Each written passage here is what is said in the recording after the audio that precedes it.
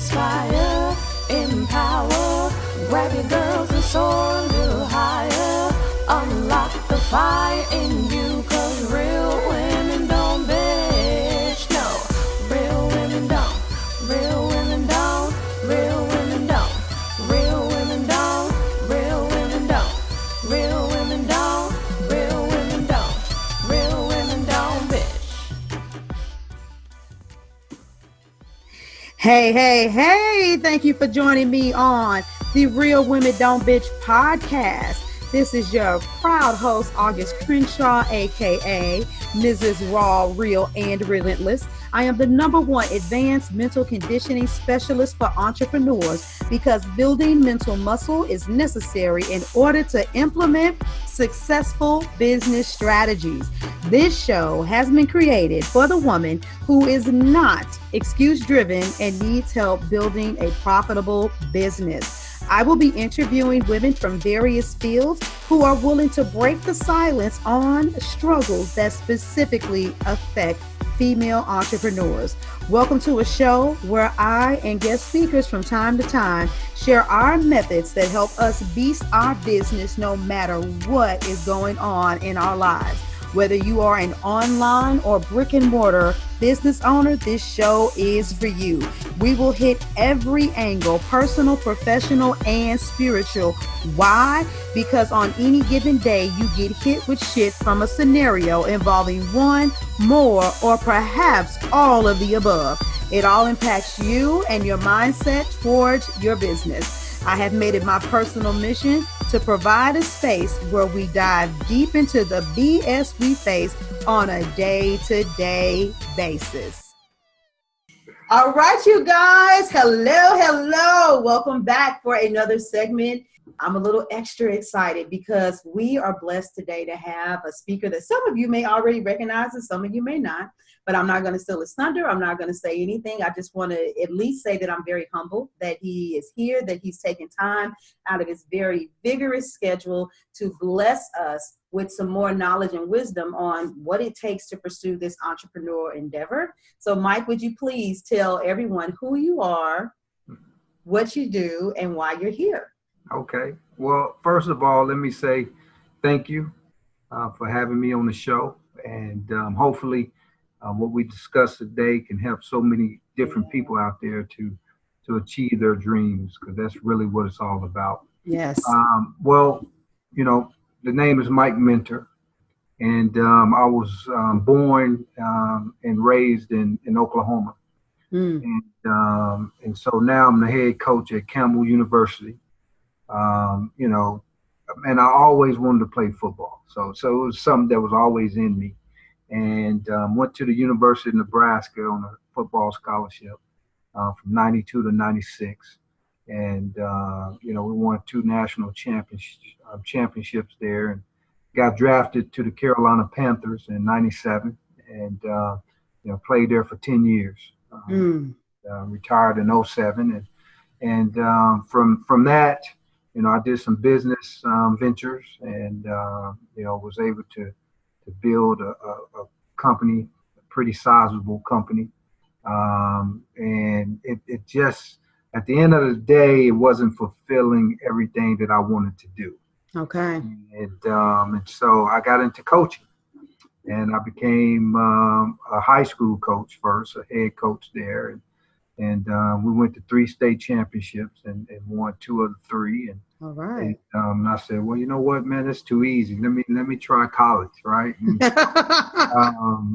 I said, well, I'm gonna give myself 5 years to become a college head coach. At the time, it was only 9 African American head coaches in Division I football. And I said, well, I'm going to become number 10. All right.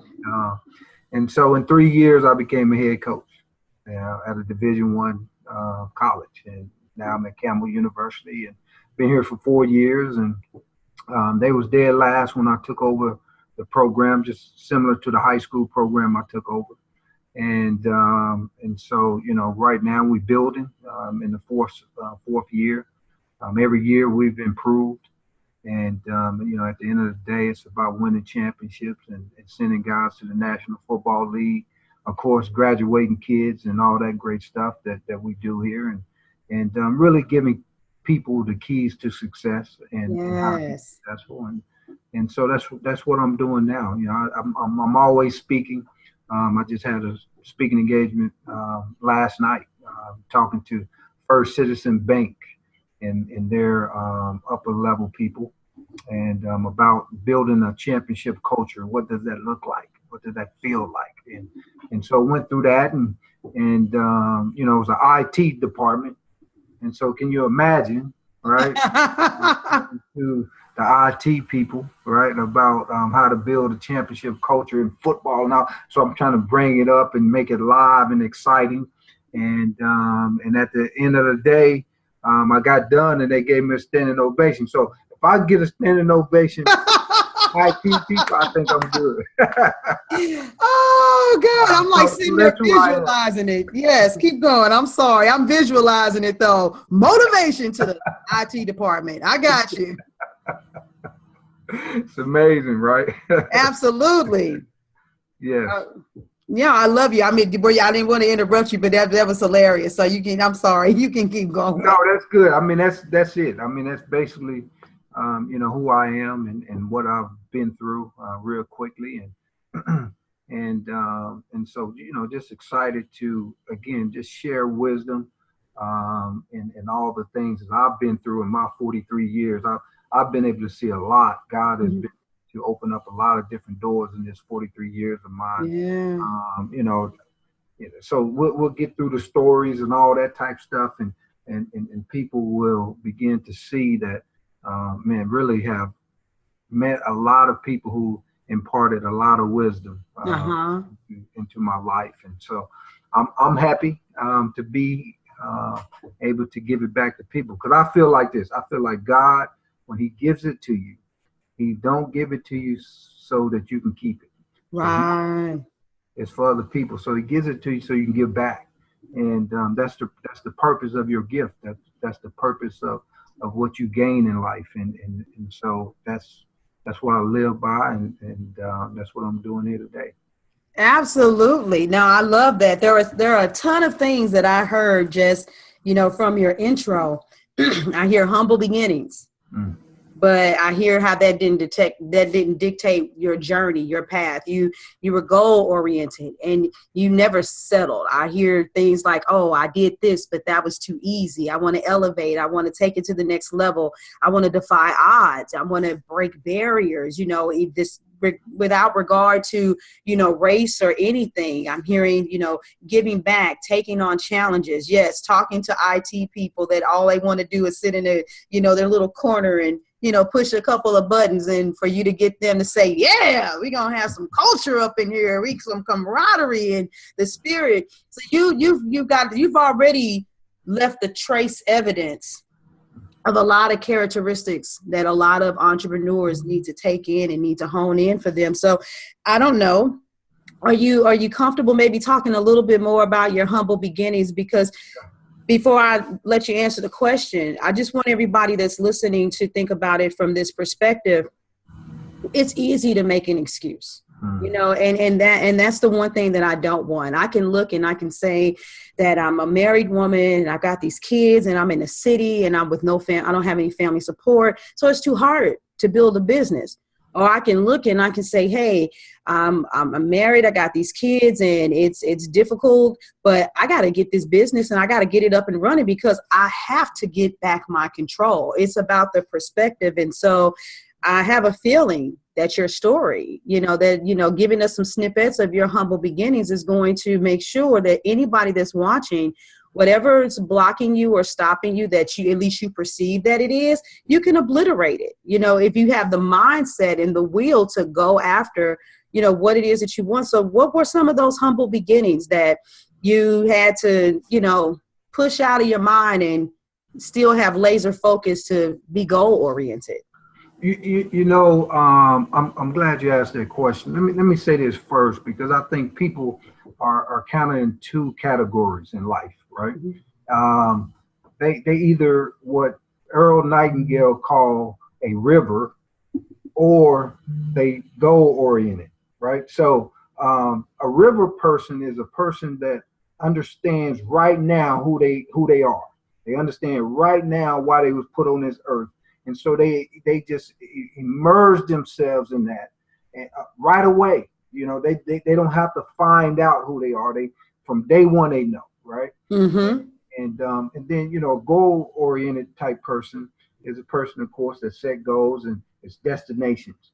River is about journey. It's about the process, right? And then goal oriented, it's about the destination. All right, I set this goal, I get there, I achieved it, blah blah blah blah, right? Well, I'm a river person, right? Now I do use goals within the process, right? But I'm a river person. I knew from day one, right? So January the 15th, 1974, I came into the world. And that day I tackled a nurse. First day. Right? Boom. Right? I knew I wanted to play football. Nobody ever said, Mike, pick up a football. So because of that, I think anything around me I didn't pay attention to. Mm-hmm. Right? So any barriers that people say that they have in their life, regardless of what it is, I never paid attention to that because my focus was all on achieving a championship. It was always achieving to be the greatest team around, the greatest player around. And so I never really focused on that I was poor and didn't have nothing to eat. Right? I mean, because I'm outside playing all day long by myself with my imaginary friends playing football as little kids. So I don't know if they know about imaginary friends. Yeah, right. I mean, we had a lot of fun, right? So this is what I was doing. So I was always in what people will call fairy tale world, right? But I think that's one of the most important things that we need to keep is the ability to dream. Yes. Okay. The ability to visualize. That's what it is. Now, the amazing thing is that as we get older, we get taught opposite. We say, they teach us, no, put that down. It's for little kids. You don't need to dream no more. This is reality. This is how the world works, right? And I'm saying, well, that doesn't make sense. Why will we focus on the things that we don't want? Hello. I mean, so again, that is what gave me the ability to move through my humble beginnings, right? So my mom, it was my mom, single parent, and four of us, two older sisters and one younger brother. And I'm the third of the four. Mm-hmm. And so, you know, mom had to work. She was a hairstylist. Hey. And so, you know, my sisters basically raised me and my brother as he was coming up. They're 5 and 6 years older than me and my brother. My brother's a year and a half younger than me, and so basically that's how it worked. And again, football, when I could play it in the third grade was the first time. I was so, you know, just overtaken by the fact that I can play this game now against real people, right, with real pads and and I just loved it. So it was a passion, it was a desire, it was something in me that just drive me. You know, Napoleon Hill talks about the burning desire that's inside, right? And you know, that's what drives you. And so I just loved it. I love practice. I love, you know, we used to walk to practice. It didn't matter. We go anywhere to play the game of football. And then of course basketball, and then you know, in the summer was basketball, then right back to football. So we was constantly busy. Mm-hmm. And so we didn't have much, you know. It was tough. My mom, my grandmother had 14 kids, and so my mom had, you know, 13 brothers and sisters. So our family is huge, right? So if you go to Lawton, Oklahoma, right, and ask about the Alexanders, everybody knows, right? You were the city. Yeah, we deep, right? And so that's what we grew up competing. right? And so that was the fun thing about understanding how to compete. I understood people. Because I Yes. used to always just pay attention to all my different cousins, my aunts and uncles, and just pay attention to what they say, how they react, what's going on. So I was in the lab early of understanding the human. It fascinated me. So that was the other thing that fascinated me was how the human mind works. Yes. I used to be fascinated by that. I'll just sit around all day and just listen, man, and just pay attention. And so I taught myself this skill, which really helped me when I became a football player because I understood my teammates. I Yes. understood how to get them motivated on certain things. And so I became the leader because I was able to do that and show them, okay, look, guys, this is how we're going to win. All right, this is what we're gonna do. This is what coach is saying, and so let's go this way. And so I've won championships since I've been started, right? Elementary, junior high, high school, college, and then with the Panthers we went to the Super Bowl in '04. It was the '03 season. In '04 played the Patriots. They cheated, by the way.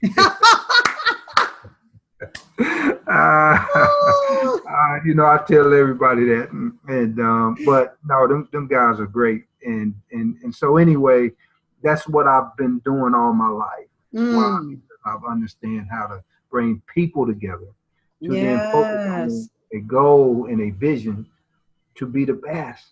I love this. I always wanted that. Again, nobody in my family gave me that picture, but it was something inside of me that said, man, I want to be excellent. I want to be different. I want to be the best that ever done it.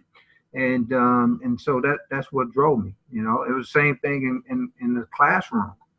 I wanted to be the smartest kid in the classroom. And so I would come into a class. And then I would look at everybody and I would study everybody that first week. And I'm like, okay, that kid right there is probably going to be my competition. Oh, by that kid, and then I would intimidate that kid with grades, right? So I'm like, I'm going to be the best one. you are hilarious. Can I interject for a second? Because there's some jewels. There's some really serious jewels in all of your humor. Oh my God, man. So I hear three things: innate abilities, burning desire, and knowing people. So for some of you, that's what I want you to question. I want you to question the burning desire, because what I found is that, some people say like kill your shine or dim your light. And that's what I want to know, if somebody's like extinguish the fire, the burning desire. And so for some of you that are listening, you are those people. You know what you were blessed with. And have you found yourself dimming your light? Have you found yourself saying, oh, well, that's kind of, hoopla. That's a fantasy idea that's thinking over the top? Or have you challenged, or are you in a position to challenge yourself to say, you know what? No, I'm not going to dim my light anymore. And the thing about it is you didn't start off on the top. Like, you started off with imaginary friends.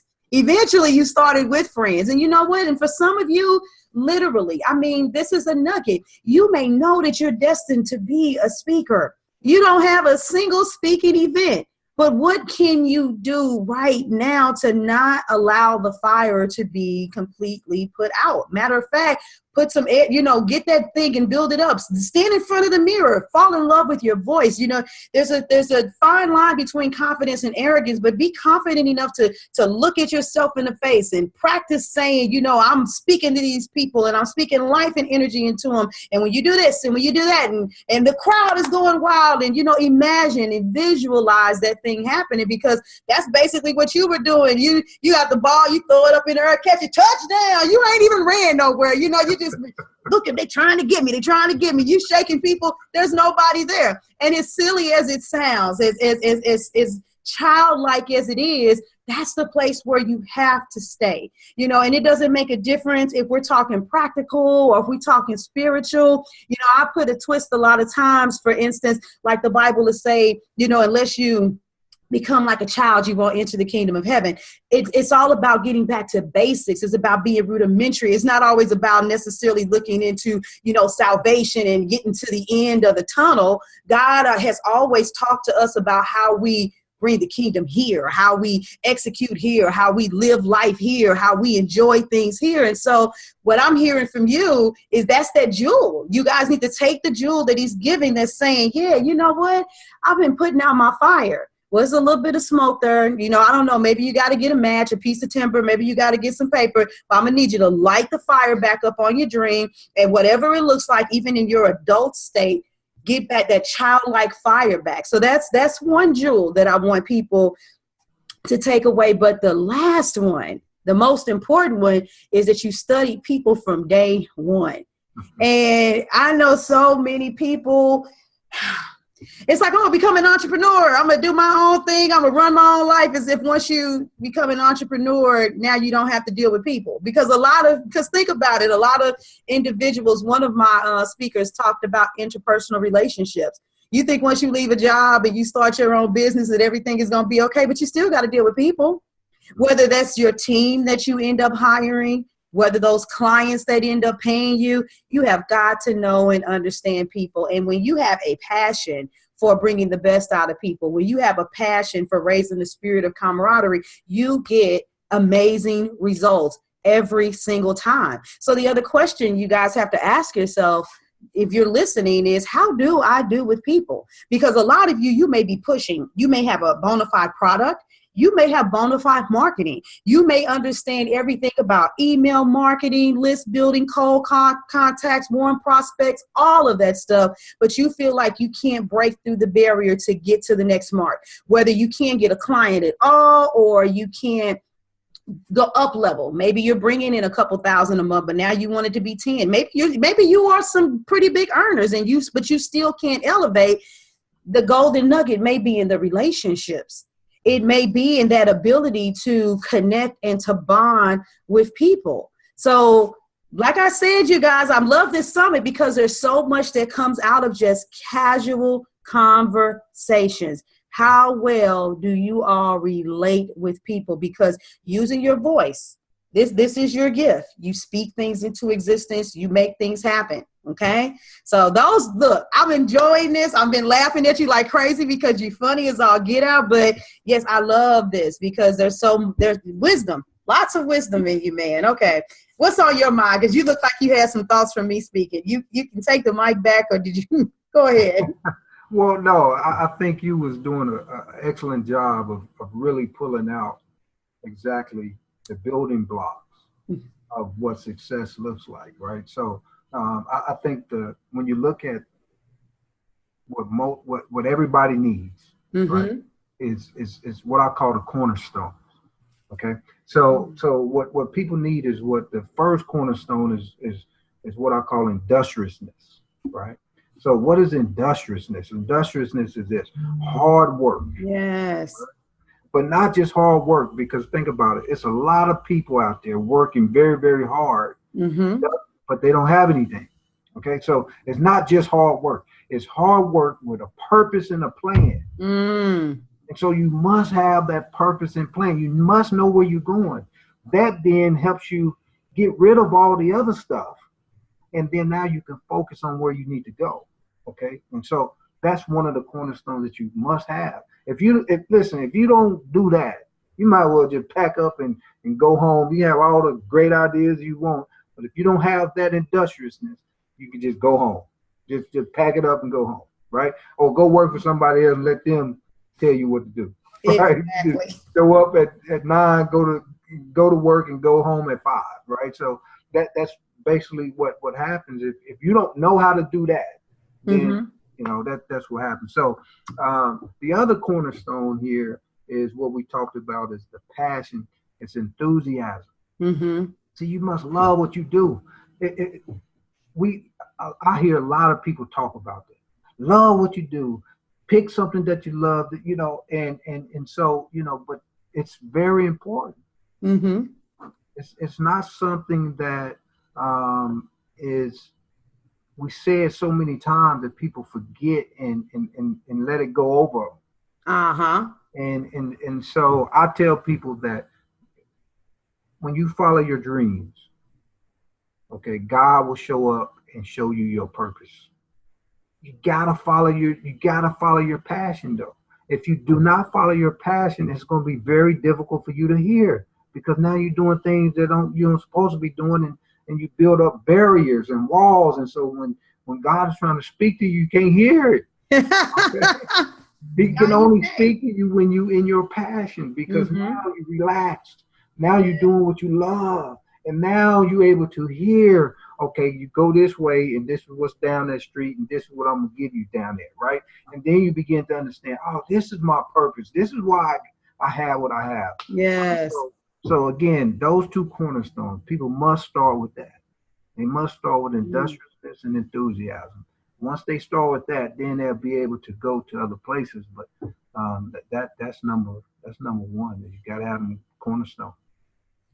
Now, I love the way that you, of course, the hard work. I ain't going to even beat them with the hard work, because if they didn't seen a couple other segments by now, they'd be like, this woman say this to us one more time. Because there's certain themes, no matter what we're speaking about, continue to go through the summit. But I really want to, zoom in on that passion thing just a little bit more, because a lot of people aren't differentiating between doing what they love versus doing what they're good at doing. And I know that for me personally, just without even telling the whole story, I was a cosmetologist for 20 years. And because of some circumstances, I ended up designing jewelry. I was trying to help somebody else to do their own thing, but I found that I can magnetize whatever I want to me. And in helping them, doors were opening. I was saying these doors are opening for us, but it was so overwhelming. They kind of backed down, but I just went through them. And I was like, ooh, I'm supposed to design jewelry. That's like my next big thing. And it made sense. I'm a hairstylist. They come, they get their hair done. They also can get, some trinkets, look beautiful. It makes sense. But when I finally broke away and I came to Houston, I was like, wow, I'm good at doing jewelry, but I don't want to do it. And what I found out about myself, and this is something that I usually ask my clients, is what can you do even when it's ugly? Because designing jewelry, sometimes if I was feeling a little bad, it could distract me sitting there playing with all the little things. But sometimes if I was in the wrong place, me and jewelry, we just weren't going to get along. But when it came to helping people, I could be having a bad day. Everything is wrong. Didn't get any sleep. Son kept me up all night. Husband, do you still love me? Should we stay together? I'm everything just exploding. But somebody could say, oh my God, August, such and such happened. Whoa, hold up. Girl, we can't have you down. You got to keep on believing. You can't stop. And I would jump into a zone, and in talking to someone else and helping them through their situation, I would be sitting there having to feed, eat the same thing I was dishing out and saying, yeah, it's okay. Everything would be all right. And so I found that my passion really is people, helping give them resolve no matter what. So everybody that's watching, are you doing something that you're good at doing? Or are you doing what you're passionate about? Because, what he said is, if you're not relaxed, if you're not in the zone, you can't hear the wisdom that's trying to be downloaded to you, because you're scatterbrained. You're doing too many things. And I'm going to tell you what it really boils down to is that you're trying to make it happen. And when something is your destiny, you can't always just be the person pushing. Yeah. You at some point you have to realize that that's why they call them miracles. There are just certain things. People say it's the universe. You're attracting things to you. There's an element of God that's in us, but there's still the element of God that's exterior. And so if everything is about the push and you're trying to make stuff happen, you're going to overexert yourself. You're going to die down. And when you're frustrated, when you're stressed out, that stifles your ability to hear. That stifles your creativity, which stifles your growth. And that lets you know that you're not operating in your passion. Your passion can come out even when it's ugly. It goes back to what you said when you were a kid. Yeah, I couldn't pay attention whether or not there was food to eat, because you were passion driven. So Man, nuggets, all jewels, man. I'm loving this conversation. I'm keep going. Your story, I'm loving it. I'm loving your knowledge, your pillars. So hard work, passion. I'm gonna give it back to you, Mikey. Yeah. Well, you gotta have it, right? And I'm sure everybody else that done an interview talk about those things. They come somewhere in the conversation because you got to have those things. One of the things that you said that kind of made me think was the fact that you said that, I did hair, then I started creating jewelry, right? And I started doing that. And then it was, my passion was really people. So really what I hear is the passion is creativity. And so when you helping people, you creating. That's what you're creating. You creating this.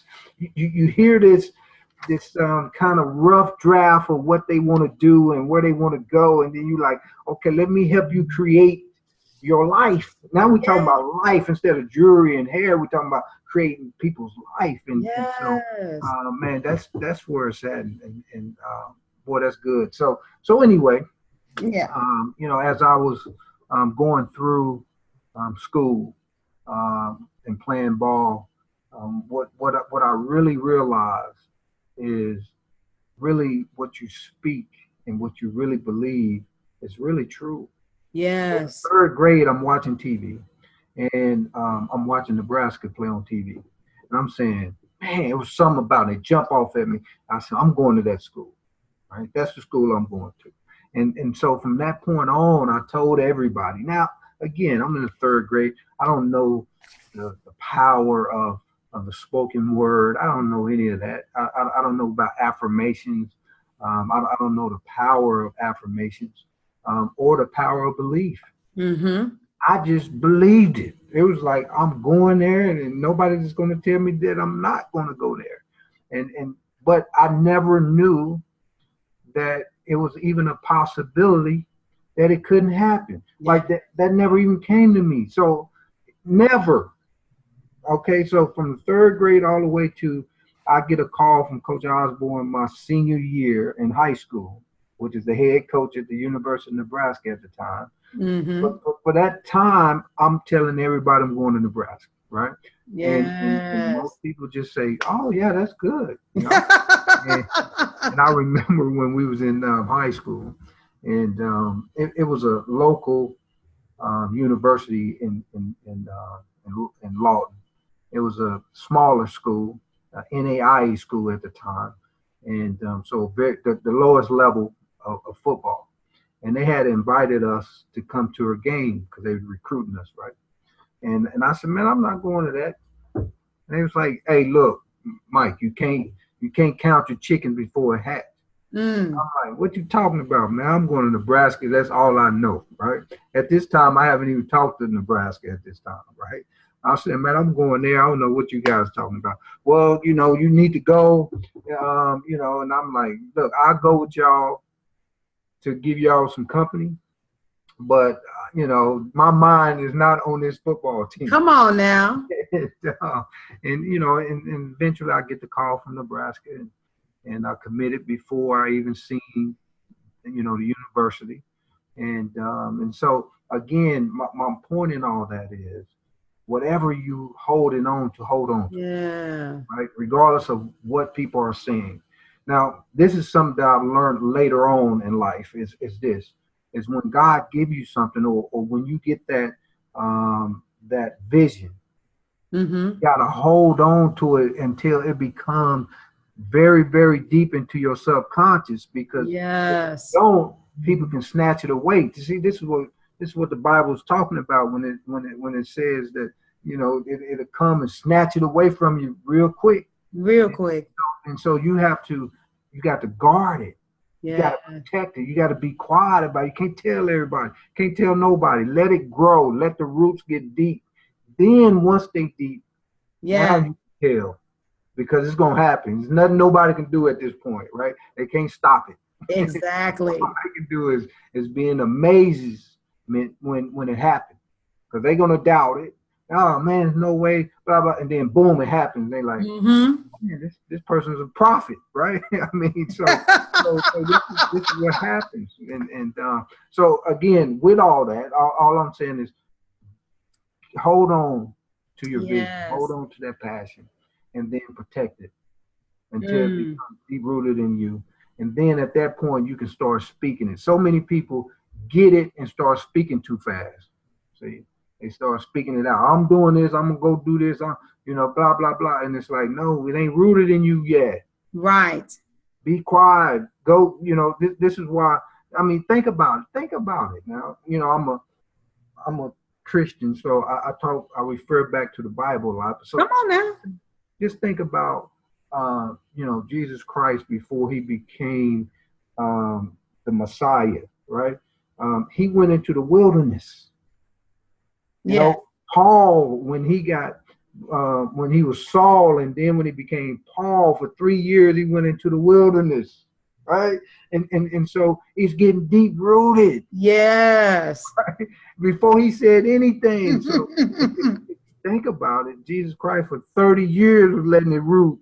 Yes. Right? Yes, I got you. I'm tracking. Powerful 3 years, and couldn't nobody stop it. Why? Because it was already deep rooted. It was nothing nobody could say. And so I'm just saying, protect it, spend time letting it get rooted in you, and then when you go out and speak it, now it manifests, right? And so I think that's what people have to do. They got to slow down. I know you're excited. I know it's good. I know you saw the finish line. I know you saw what it looks like, but you got to calm down enough to be able to be disciplined, to be able to keep it to yourself until it's time, right, to reveal to the world what you're about to do. Yeah, no, I thought about a couple of stories when you said that, but no, I'm definitely tracking. When I'm listening to you, I'm thinking about the person who just got hit. Oh my God, I'm supposed to do X, Y, and Z. And, unfortunately, like you said, when we're born, we're like, dream, dream, dream. You could be anything you want to be. And then after that, it's like, okay, so what do you want to be? You don't want to be a whatever that is. You want to be a doctor, lawyer, Indian. This is what you do to make money. This is what you do to survive. No, you can't dream. You need to get a career. You need to go down this path. And so that muscle and that mechanism, it's almost destroyed. Not completely, because it's the creative nature of how we were brought up as beings, but it's been suppressed. And so here it is, a person, all of a sudden out of nowhere, you get an epiphany, you get a spiritual download that you're supposed to do X, Y, and Z. But even within yourself, people, please understand what he's saying. Even within yourself, there's a piece of you that's going to be like, ooh, and it's going to be like, whoa. I mean, I don't know if people have read the book called The Dream Giver by Bruce Wilkinson, but he talks about that, how you hear it and it's like, well, whoa, can I do that? Let's just be real. You're going to, even though you may know, there may even be a little bit of trace evidence of doubt in you. And most people, what we don't understand is that when they start counter attacking what we believe in, they think that they're helping us. They think that they're protecting us. Your family, they wanted you to play football. They believed that you were going to do that. But just in case it was in Nebraska, we want you to still be able to play. So, hey, you got some pretty high hopes. And if they've seen life not always be as favorable, they're going to impose their mindsets, their thoughts, their beliefs, their expectations, their experiences, all of that stuff on you. And that's why you got to hold it. I'm not going to go too far into it, but just so you know, when you said that, you made me think about the story with Nehemiah. When he first had that epiphany about building that, going out there to, rebuild the temple, he's like, he didn't tell anybody for a while. He held it. And think about all of the torture and the pain that they went through with losing the temple in the first place. And, with all of the enemy that was constantly attacking them, it would be unbelievable, but eventually the doors open. And that's the thing too. You have to give things a chance to take root. And you also want to give things a chance to also let you see the power of manifestation, let you see the hand of God, moving things, because there will always, I'm a firm believer that there will always be evidence that you're supposed to do something beyond just you. You know, there's something's going to show up. Something's going to happen to let you know that this thing that you wanted to do, you can do it. It's going to be a miracle. It's going to be a word from some person, a stranger on the street. It's going to be something you see on TV. It's going to be a financial blessing. It's going to be a door that opens through people. But there's usually always some form of evidence. And I like to tell people to sit in that season of getting their mind right, doing what you're saying, let it seep into their subconscious, and also allow the evidence to appear. And what I find with a lot of people, and I know I'm kind of going on a segue, is that a lot of people want to do something great, but they're looking for people to tell them what it is. They're looking for that external confirmation first, and then they internalize it. You're saying internalize it and then allow the external confirmation to manifest. So I know I kind of went around on like a little circle or whatever with all that information. I hope everybody connected the dots, you know, all the way back. But yeah, once again, brilliant points. People, where are you at? Speak it, hold on to it, get it firmly rooted, because somebody's going to argue what you're saying, and they're going to say it because they believe that they're helping you. But there are some of you, you got some dreams. They're high, they're big, they're astronomical, and you're talking to people who haven't done what you want to do. You're speaking to people who don't have the same capacity to dream, and it will squash it. You want to speak to people that are going to be like, for real? Well, if you're going to do that, did you think you could do this too? You might need to tell them, slow down. That ain't my dream. That must be yours. You know, you want that level of energy, but you don't want anything to come against that. And a lot of us, I don't think we realize that our dreams, they get extinguished as well, because we're hearing wisdom, and it's not God-given. It's not in tune or in alignment, you know, with who we are and where we're supposed to be. Yeah, no, absolutely. So if you think about the time frame of being in the wilderness, I'm gonna call it that, right? So to let your roots get deep inside of you about whatever your vision is. If you think about, in the third grade is when I decided I want to go to Nebraska. So the dream and the vision comes, and then it doesn't happen until my 12th grade year, right? And so all those years, what are you doing when you're in the wilderness? And I think that's what people got to understand, because it's not just sitting there like a monk and you just hold your, you know, and meditating all day. No, that's not what you're doing during that time. What you're doing during this time is you create discipline. Yeah. And so you got to now create routines. You got to create things that keep you on task. This is where your habits come in. So now you got to start developing that, and so that's what you need to be doing. So now you got to start reading books. You start getting information. Okay, let me put that. I like that. Let me put that into my routine. And now you start creating it. So when you get there to that final dream destination, you're ready. You're prepared. Okay. Not only are the roots of belief is deep in you, but now you have some tools to use. Yes.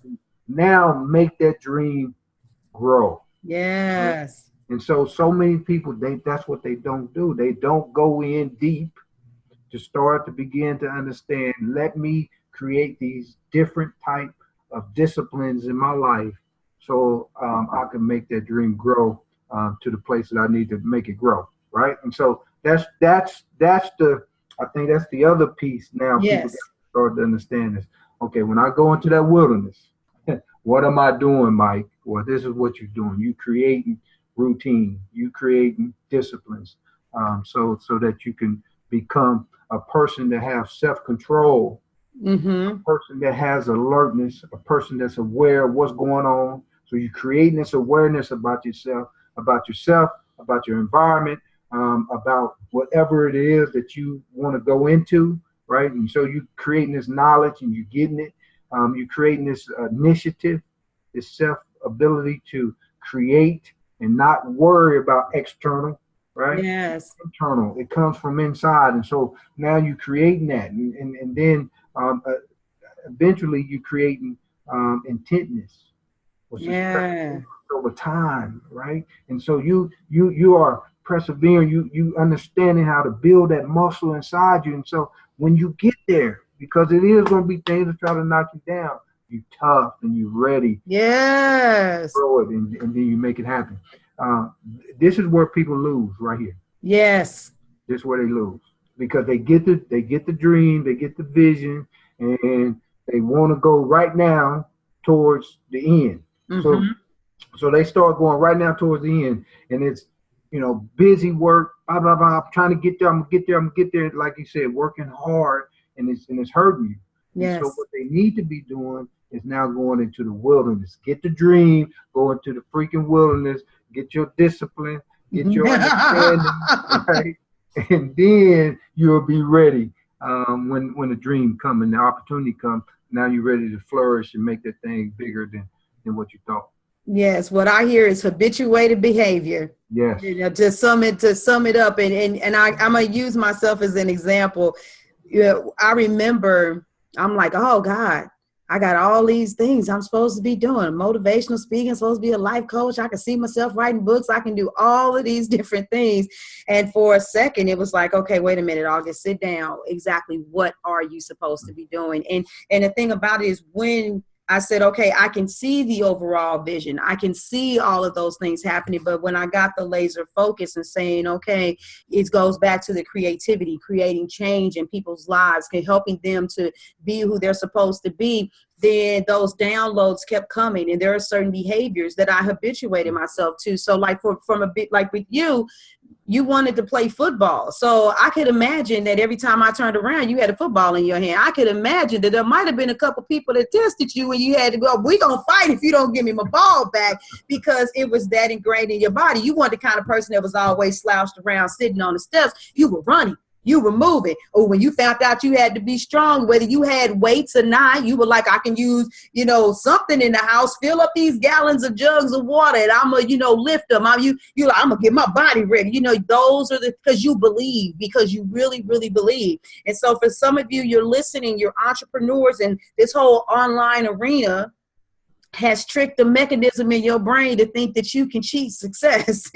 You can't cheat success. There's what if somebody says there's no elevator, you still got to take the stairs. You have to go through the process. And so if you listen, you may have to habituate yourself to doing lives. I remember when I saw a notification, you've done 500 live streams. I'm like, whoa, okay, I'm catching up with Gary Vee, not that close, but you know what I'm saying?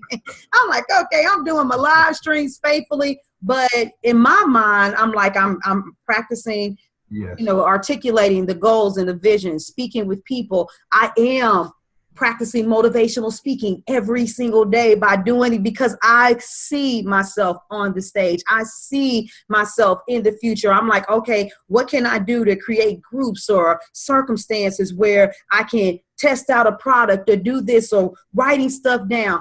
You said something in the beginning that was key. You're not getting ready to just sit down and journal it. I know almost every entrepreneur at some point comes across the secret, the law of attraction, and you watch the documentary, you read the book, and you journal in a way. You got a $10,000 check on the wall. You got a picture frame with $1 million. You got a vision board. You just sitting there and you thinking yourself into your destiny. Go right on ahead. Go ahead and think you're going to win a marathon and you can't run down a block. You got to condition yourself. You have got to habituate yourself to certain behaviors. And, so my thing is, you want to be an author, you want to write a best-selling book. Sorry, boo. You may have to go ahead and put about 10 or 15 ebooks out there that only get you 1 sale, no sales, 10 sales, 20 sales, but you don't understand you're exercising a muscle. And it's still, all of this is connected. That's one of my favorite phrases. Everything is connected, because it goes back to what you said earlier in the conversation about understanding people.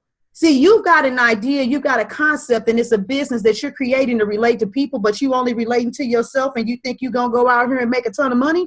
No, you got to put it out there, and you got to listen to the response or the lack of response. That's to right. Say, what do I tweak and what do I change? It doesn't mean that you're ineffective. It doesn't mean that what you're doing doesn't work. No, you're working it. You're developing the muscles. You're developing the mental muscles. And if you're going to be an entrepreneur, like you said, this is the make it or break it part of the season. It's like, okay, if you can't get through, not the season of the training, if you can't get through this part, you're not going to make it. You are not going to make it. So what behaviors can you habituate yourself to that show that what you speak, you really believe? Because what you speak is what you do, and what you do is what manifests. That's what you did from the 3rd grade. And so some of you got to ask yourself, did I start writing a blog 3 months ago and I thought I was going to get rich? You know, you don't believe the hype. There's no 6 steps to 6 figures in 6 days. And if it is, you will probably see 6 bars, you know, in front of your face. It's probably illegal. You know, seriously, there are steps. There are many, many components to success. Habituate your behavior, people. Habituate your behavior. You can't skip it, right? A lot of people want to skip it. So this is what I say to my players today, right? We live in what I call the ESPN world, right? We live in highlights. Yeah. That's all we want, right? We want the highlights. We don't want the 98% of the mundane, hard stuff that we're talking about right now. Yes. We don't want that. We wanted just the highlight of the mountaintop. Yes. 2%. And so this is what we do. So we do it on Facebook. We do it on Instagram. This is why these things are popular, because they highlight. Yes. Some of these highlights are even lying to you, right? So, yeah, hello. right? So you got these highlights. And so people say, man, that's how I want to live my life. And so they create this virtual reality life that they put out there to people, that they living in these highlights. Right? And great people don't live in highlights. No. You only see the great people highlights. Okay? They don't live in it. They live in the mundane, 98% hard, boring. It ain't fun. This part what we talking about right now is not fun. So get some glamour in this one. You're not going to get patted on your back and say how great you're doing this time. Okay? You're not going to feel like you moving the bar during this time. Okay. Hello. Where they move, the champions move is during this time. And so that's what people got to understand. Here's the other thing you got to create with the habitual habits. It's really at the end of the day a system. Okay. What is your system? Everybody has a system. Everybody has one, even if you don't know you have one. Right? Yes. So either you created it or somebody else created it for you. But you got one. This is what's happening to people, is that most people are getting their system created by what we call the iPhone technology, right? So when you get a notification, you jump. See? Yeah. That's a system. That's why they give them to you, because they know that it's going to make you jump. Boom, there it is. Okay, let me move, let me look, right? And so I gotta look at my Facebook as soon as I wake up. Yeah, look, you're not moving the bar at all by looking at their Facebook, but you gotta do it, and you're just doing it. And so I gotta look at my emails. I gotta whatever you looking at, right? You letting the world right now create your system. Yes. So what I'm telling you, the great ones create their own system. When they wake up, they do certain things. Bop, bop, bop, bop, bop, bop, bop. Every single day. It's a system, man. And the system, that's what the system does. It takes your habits, right? Yes. Puts it in there, but it also gives you feedback. And you have to get constant feedback on, like you were saying, when I put out these 1,000 ebooks, right? And what kind of feedback I'm getting. Yes. Is it good? Is it bad? Is it nothing? All right, what do I need to change? That's why you need the feedback, because where do I need to grow? Where do I need to change? Where do I need to get better? And so now, okay, that's weak. I need to get better on that. Now let me go get education in that area. Yes. Right? And then I grow in that area. And so this is the whole process, man. So your system has to measure what you're doing. Yes. Okay. And like I tell everybody, if you're not measuring it, it's not getting done. Okay? Come on now. I like that. If you're not measuring it, it's not getting done. That's right. So you better measure it. Whatever it is, you better measure if you want to get it done. So, that's really, if people get that, which most people say, I want to be great. Mm-hmm. I say, okay, that's good. So the fun part is what we started with, the dreams, the vision, working hard, all that. Oh, man, that's fun. Mm-hmm. This part is not fun. Hello. This is where people say, I don't want it like that. Oh, No, that's not what I want. I want that highlight. I don't want that. you just want the check. That's the highlight that you want.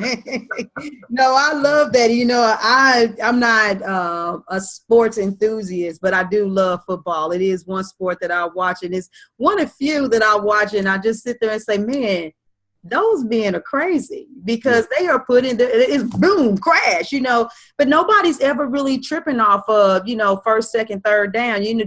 Excuse me.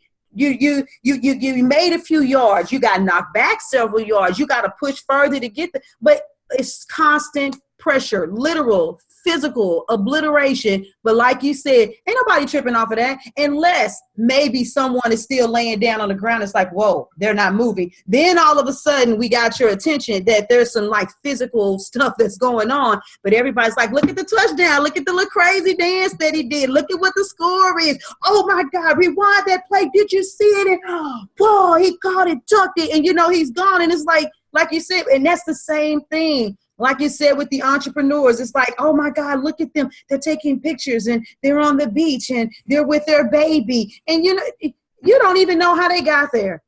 You really don't, but they're using it and they're finessing it, so it looks like that they have something that they don't, they have something that they haven't earned yet. And it's funny to me because I hear a lot of people talk about, I want to become an entrepreneur so that I can retire by the age of 30, so I can retire by 40. And I'm going to be honest with you. If you're an entrepreneur, you are wired different. You don't want to retire anyway because it's the life force behind what you do. If I turned around tomorrow and had $1 million in my bank and all I had to do was just wake up and just do whatever I wanted to do, maybe after about 3 days or a week, because I go so hard of like saying, I would begin to feel funny. Yes.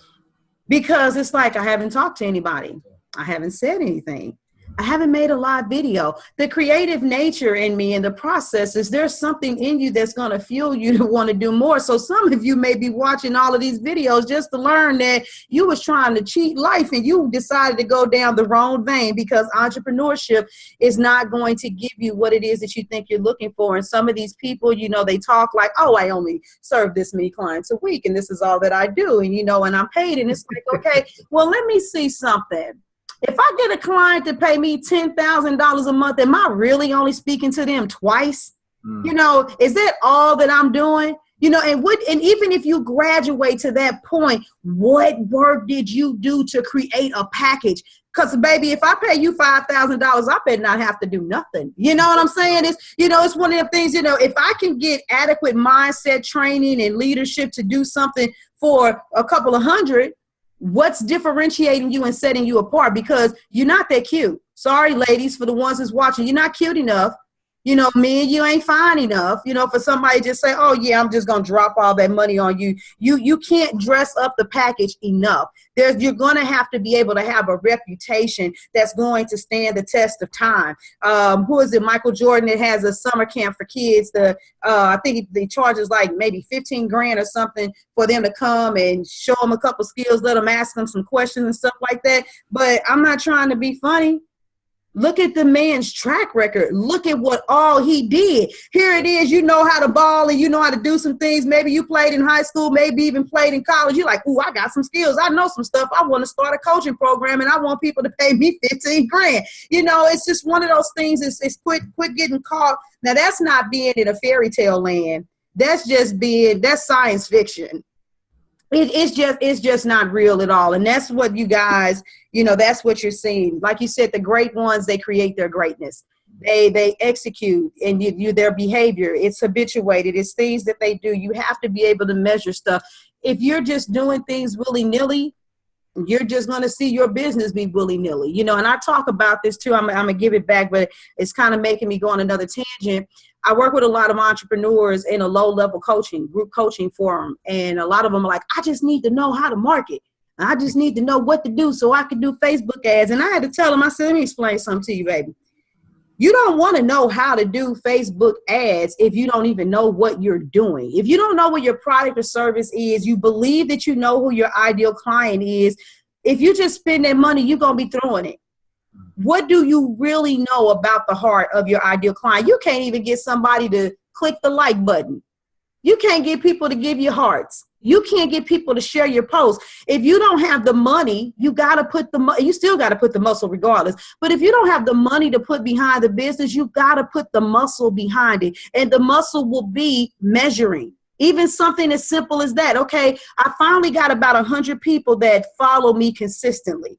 How many of you take the time, instead of responding to every post and clicking, to click the link and say, okay, wait a minute, Pookie is the one that's liking my stuff. I don't want to serve Pookie.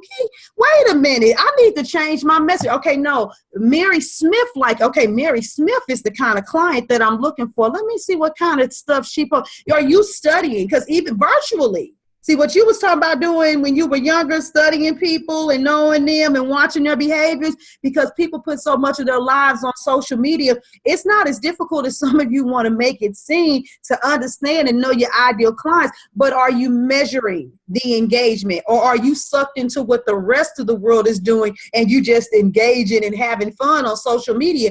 Even measuring from that perspective, just throwing like a finite business token in there. Look at what you're doing, because if you got Mary Ann and Pookie liking your stuff, you sending mixed messages. You know, what are you doing to make your message so fine-tuned and tweaked that you really do attract your ideal client? Because a lot of us, we don't want to do what we're supposed to do because we don't want certain people to hate us.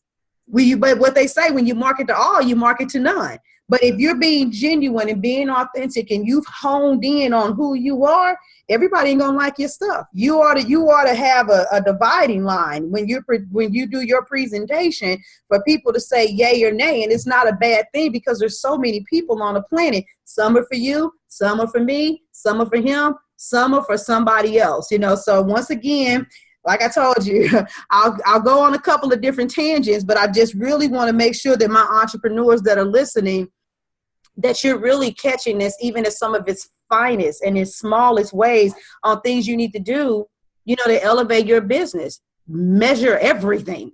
Yes.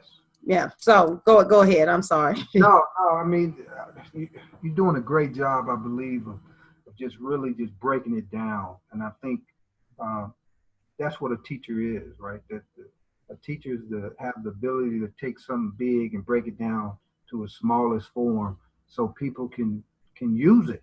Yeah. Right? So that's where, when you was talking about the type of people, right? So when I want to coach someone, or and when I want to talk to someone, or a company or a business, it's about, are you ready to be a champion? Mm-hmm. If you're not ready to be a champion, we can't talk. We can't deal with each other, because you know, you're gonna waste my time. I'm gonna get frustrated. You're gonna get frustrated because I'm gonna have foot all up in you, and you're gonna be like, oh man, back up, right? So the commitment of excellence. Yes. And a lot of people, listen, a lot of people not willing to go there. You know, today world, less than 1% is ready to go there. Yeah. Okay. And that's a small percentage, and the other 99 is just sitting there hoping and dreaming that something's going to fall out the sky. Sure. And I tell people all the time, things just don't fall out the sky and hit you upside the head. They really don't. It doesn't happen, right? And so, you know, that's the type of people that I'm drawn to, is somebody who really wants to put in the work during this time, go into that wilderness and really get really good at what you're doing. The other thing when you was talking, I was thinking about Joel Osteen, right? Mm-hmm. So everybody know him as a smiling preacher, right? Yeah. So he probably has the biggest church that's going on today. Okay. Mm-hmm. So when he took over for his dad, they got to a certain level and they couldn't get past that level. Okay. And so he's sitting there, he's looking around, he's saying, okay, what can I do? And he was doing a lot. He was doing a lot of work, right? He was doing a lot of activities. And then eventually it hit him. And he said, you know, the most important thing that I do is give my 20-minute sermon on TV on Sunday. Mm-hmm. That is my biggest impact. So I'm going to cut out everything else in my life. And I'm not going to do anything else but focus on my 20-minute talk on TV. And because of that, so he started doing it, right? So he started focusing in. So, Monday, all day thinking about it. Tuesday, he'll take some little meetings. Wednesday, Thursday, Friday, Saturday, all about that. Okay? And then he gets up there for that 20 minutes and he knock it out the park. Knock it out the box. Because that's what he's found out what the most important thing is, and I'm going to focus on it, and I'm going to craft it so good and so well that it's going to touch people. And now he got the biggest church that's out there. So again, to the point that you was making with the entrepreneurs, I want to do this, I want to do faith. Man, listen, find out what's important. Become an expert. Become a master. A master. Now, a master, it takes 10 years to become a master at something. So a lot of people talking about 10 minutes. It takes 10 years. Come on, teach. You better get to work. Right? Yes. To become what you want to become. So, these things are tough for people to understand. It's tough for people to make that commitment because, they think they want to do, like I said, what they envision, but they don't know what it takes to get there. Yes. Tell them what it takes. They say, "Oh no, man, I don't want to do all that now." No. My players say that today. They said, "Man, I want to go to the NFL." I said, "Okay, well, if you want to go to the NFL, let me show you how to do it." And so we start meeting. "Oh, coach, all that?" "Yes, all that." Yeah, all of that. And then some. Because the game done changed. You're going to have to do something extra. That's right. Okay, so when I took this job, we was dead last in Division I football. Okay. And I told people when I took the job, we're going to win championships. We're going to send guys to the National Football League. They thought I was crazy. I said, "There's no way you're going to send guys from Campbell University to the National Football League. That cannot happen." Right? And so we sent 3 since I've been here. Yes. Why? Because those 3 paid attention. Mm-hmm. They paid attention to exactly what I was telling them and what the price they had to pay. Okay. And they paid it and they got the opportunity to go to the National Football League. And so my point in saying all that is, if I could take kids that had no clue of what the National Football League was even about, right? They only watched it on TV and they thought that's what it was, and they committed to the desert. Then they realized their dream. Yes. 99% of us die in the desert. A lot of bones in the desert. Hello. Right? Only 1% of us come out with our dreams. And so I want to help you widen that success rate. Yes. But people got to be willing to go to that desert. And it's a tough situation. It's tough commitment, but it's worth it. Yes, it is. Yeah. Yes, it is. Well, I could keep you all day because thank you. If you say something, it's going to make me say something and it's going to make you say something. So, number one, and I want, if there are any last thoughts, I'm definitely going to pass it back to you to do that. But I just want to tell you thank you right now because this is empowering. This is impacting. And I can already see the effect that it's having on you guys that are listening and how it's really taking you all to a place of for real, internal reflection. I really want you to soak in that last part that he said. We want to defy the odds. We want to change the statistics. So we're speaking, power, abundance, the empowerment in your life right now to say, you know what? Instead of tripping off the fact that it's only 1%, why don't we raise it to 2? Why don't we raise it to 3?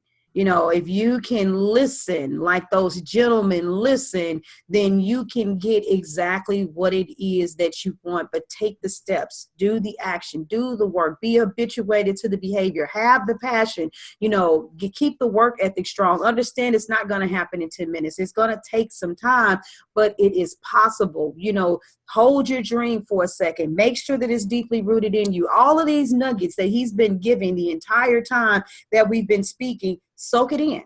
Soak it in, because this is amazing. I knew that you were going to bless it. You came highly recommended, and I just really want to thank you. So before I finish my thank you, is there any, last nugget that you want to, give to the people in closing, just to encourage them? Just we'll give them one more extra push, before we depart ways. Well, it's like I always say, you got to be driven by purpose through the power of your dream. And that's really where it's at. And like my man Napoleon Hill said, the mind can conceive and believe and achieve. Right? And that's really what we have to do. And we all have greatness, and it's your job to unlock it. And so pay attention to these nuggets that everybody is talking about, that's going to help you unlock that greatness inside. So again, thank you for having me on the show. And, hopefully it's a blessing to people, and look forward to hearing the other speakers. And I look forward to seeing you on that stage one day. Yeah, thank you. I'm working on it, okay, consistently. But no, thank you for being here. Thank you for the wisdom. Thank you for the nuggets. I know you could have been doing anything else, but you blessed me. I'm even going to take it a step further and say, let me meditate just a little bit more. Let me see if I could turn it up, a notch. I really, really appreciate it. So everybody, thank you for joining us again for another segment. We're going to continue to empower you and educate you so that you can execute and achieve all of your heart's desires. This is your host, August Crenshaw. Deuces. Thank you for joining me today. Remember to cultivate a mindset that is biased towards taking action. No bitching, whining, or complaining. Here, our mantra is, real women don't bitch, we get shit done. See you next week as I continue to bring you what you need to keep your head in the game and beast your business. Don't forget to hit subscribe and leave us a 5-star review. Would you like a specific topic covered? Have a question you would like answered live? Then head on over to realwomendon'tbitchpodcast.com. Subscribe to my email list, hit me up, and I got you. Interested in being a guest speaker? You walk the walk? Then you can sign up on the website too. This is your #1 advanced mental conditioning specialist for entrepreneurs, Mrs. Raw, Real, and Relentless. Signing out. Deuces.